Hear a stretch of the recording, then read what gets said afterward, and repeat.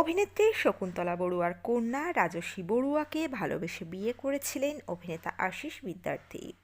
দীর্ঘদিন সংসার করেছিলেন তাঁরা। তাদের সংসারে একটি ছেলেও আছে, কিন্তু একটা সময় এসে তাদের সম্পর্কে ভাঙন ধরে, হয় বিচ্ছেদ।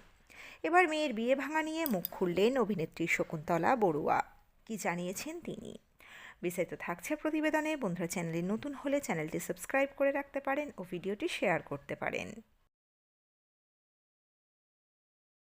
তিনি ক্লিপ স্টুডিও নামে একটি চ্যানেলকে দেওয়া সাক্ষাৎকারে এই প্রসঙ্গে বলেন, আশিসের সঙ্গে এখনও রাজশ্রীর খুব ভালো সম্পর্ক।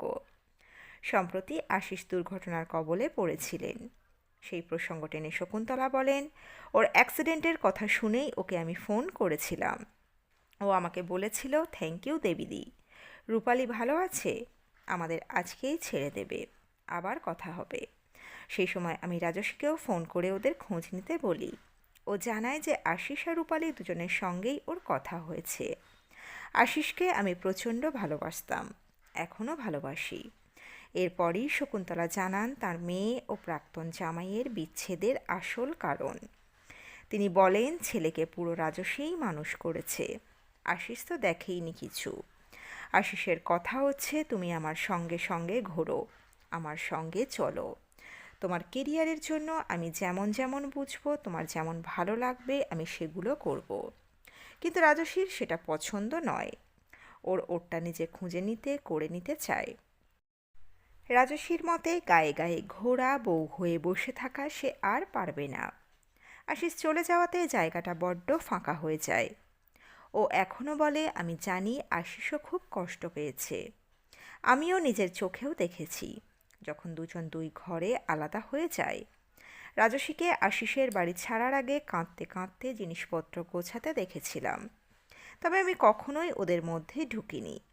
তিনি আরও বলেন, এই ছাড়াছাড়ির আগে ওরা দুজনে আমার কাছে এসেছিল, আমার কাছে এসে কয়েকদিন ছিল।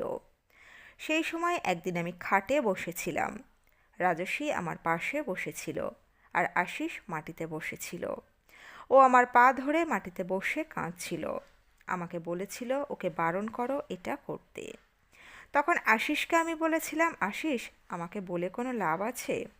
এই তো তোমার চোখের সামনে তো বলছি, ও শুনছে আমার কথা। তবে এখনও ওর সঙ্গে আমার সম্পর্ক আগের মতোই আছে। আশিস খুব সকাল সকাল ওঠে, এখনও অনেক সময় আমার বাড়িতে সকাল সকাল কচুরি নিয়ে হাজির হয়। আমার বেডরুমে ঢুকে দেবীদি বলে আমার খাটে আমার পাশে বসে পড়ে। তাই ওদের যে বিচ্ছেদ হয়েছে তা আমি কিছু বুঝতেই পারি না। তো বন্ধুরা, এই আপডেটে ছিল এতটুকুই। দ্রুত ফিরে আসছি এরকমই নতুন কোনো আপডেট নিয়ে। অজানা গল্প চ্যানেলের সঙ্গে থাকার জন্য সকল দর্শক বন্ধুকে অসংখ্য ধন্যবাদ। দেখতে থাকুন, চোখ রাখুন অজানা গল্প চ্যানেলে।